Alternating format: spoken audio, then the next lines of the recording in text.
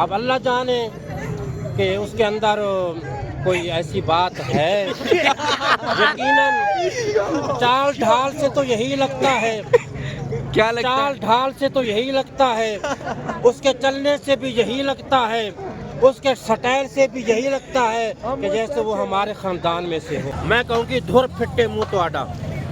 آپ کے صوبے میں آ رہے ہیں, آپ پولیس گردی کر رہے ہو, آپ ان کو دھکے دے رہے ہو, آپ ان کی توہین کر رہے ہو, تو آپ کو شرم آنی چاہیے.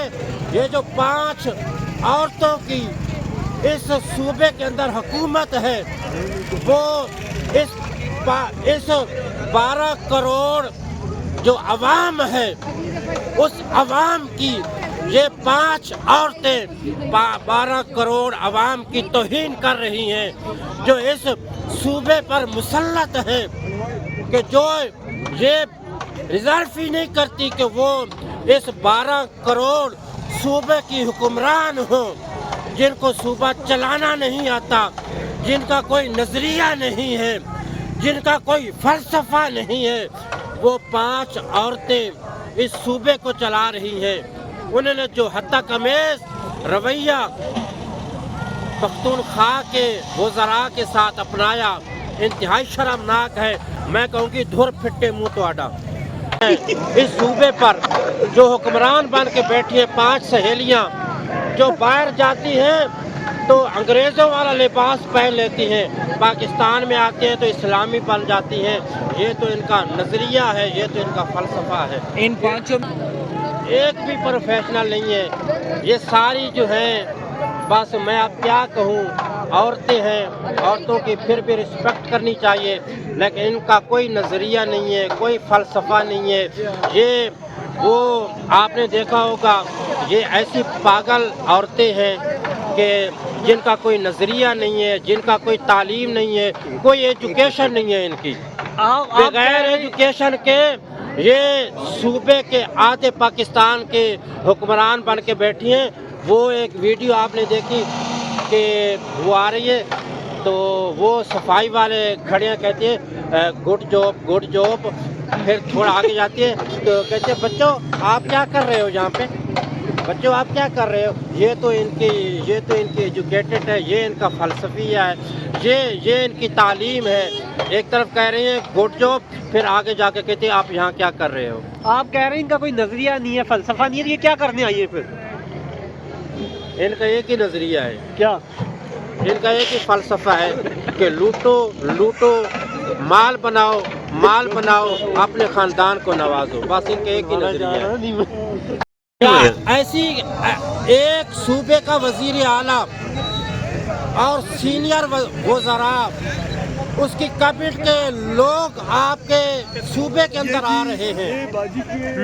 یہ مہمان نوازی ہوتی ہے, یہ قدر ہوتی ہے, یہ رسپیکٹ ہوتی ہے کہ ایک صوبے کے وزراء اور وزیر اعلیٰ. عمران خان کا نظریہ ہے. عمران خان غریب کے بچے کی بات کرتا ہے, پاکستان کی بات کرتا ہے, پاکستان کے اداروں کی بات کرتا ہے کہ اس ملک کے ادارے مضبوط ہونے چاہیے. غریب کا بچہ جو ہے وہ تعلیم یافتہ ہونا چاہیے, اس کو اچھا روزگار ملنا چاہیے, اچھی تعلیم ملنی چاہیے, اچھی صحت ملنی چاہیے. یہ عمران خان کا نظریہ ہے, یہ عمران خان کا فلسفہ ہے.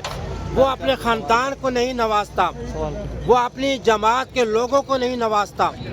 ارب پتی لوگ تھے عمران خان کی جماعت میں, علیم خان جیسے لوگ, جہانگیر ترین جیسے لوگ, جن کے جہاز موجود تھے.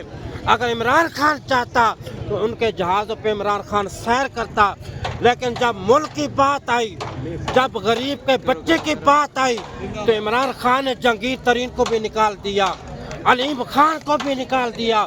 اس نے کہا پہلے میرا ملک ہوگا, پہلے غریب کا بچہ ہوگا, بعد میں یہ سرمایہ دار ہوں گے. اگر نواز شریف ہوتا, اگر زرداری ہوتا, وہ کہتا یہ تو ارب پتی لوگ ہیں, یہ تو جگیردار لوگ ہیں. وہ کہتے ہیں غریب جاتا ہے باہر میں جائے, وہ ان کو سینے سے لگا کر رکھتا.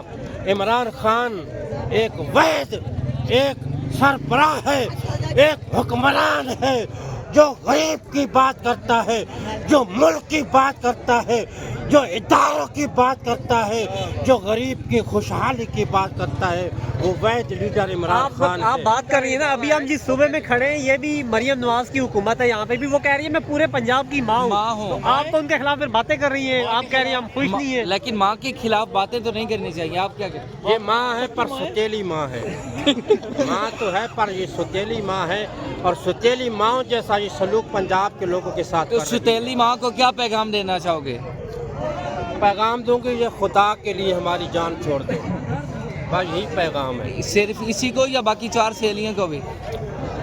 इस सारे खानदान को यही पैगाम है मेरा। अच्छा, मेरा जरदारी के खानदान को यही पैगाम है, ये मरियम बीबी के खानदान को मेरा यही पैगाम है कि खुदा के लिए बस बहुत माल बना लिया, बहुत दौलत इकट्ठी कर ली, कब्र में जाओगे तो खुदा को क्या जवाब दोगे, कब्र में क्या हिसाब दोगे, क्या यही दौलत तुझे बचा पाएगी, ये मालो ज़र, ये पैसा तुझे कब्र की मुसीबतों से बचा पाएगा? जो इतनी दौलत इकट्ठी कर ली, माल बना लिया, मुल्क को लूट के खा गए, जरदारी ने पता नहीं कहाँ कहाँ सरे महल नहीं बनाए, शरीफ खानदान ने न जाने कहाँ कहाँ मिलियन फैक्ट्रियाँ नहीं लगाई।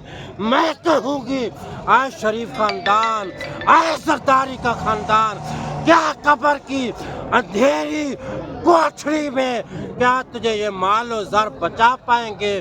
खुदा से डरो, खुदा से डरो और इस कौम पर रहम करो। और ये जो माल लूटा है, आवाम का जो माल लूटा है, आवाम को वापस कर दो, आवाम को वापस कर दो और खुदा के लिए इस आवाम की जान छोड़ दो। आखिर में बिलावल को क्या कहना चाहेंगे? क्योंकि वो भी सुनने में आ रहा कि वो आप जैसे लोगों के साथ ताल्लुक़ रखता है। हम जैसे खानदानों के साथ, हम जैसे लोगों के साथ उसने क्या ताल्लुक़ रखना है, अब अल्लाह जाने कि उसके अंदर कोई ऐसी बात है। यकीनन चाल ढाल से तो यही लगता है, क्या लगता है? चाल ढाल से तो यही लगता है, उसके चलने से भी यही लगता है, उसके स्टाइल से भी यही लगता है कि जैसे वो हमारे खानदान में से हो। शुक्रिया। बार आते हैं और एक ही दफ़ा कौमों को मिला करते हैं। इमरान खान, ये कौम खुश नसीब है कि इमरान खान जैसा लीडर इस कौम को मिला है।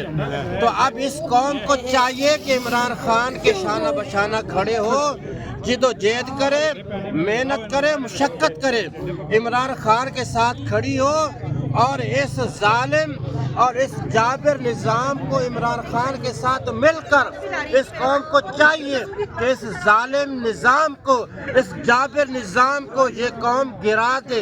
एक अकेला इमरान खान इस निज़ाम को, इस जुल्म की दरो दीवार को एक इमरान खान अकेला नहीं गिरा सकता। अगर इस दरो दीवार को गिराना है, इस जुल्म के और जबर के निज़ाम को शिकस्त फाश देनी है, तो इस कौम को इमरान खान के साथ खड़ा होना होगा। इमरान खान के शाना बशाना इस कौम को खड़ा होना होगा, तब इस जुल्म और जबर की दौर दीवार को हम गिरा सकते हैं, इस जुल्म के निज़ाम को हम शिकस्त दे सकते हैं। ये वो निज़ाम है जो जबर का निज़ाम है, ये वो निज़ाम है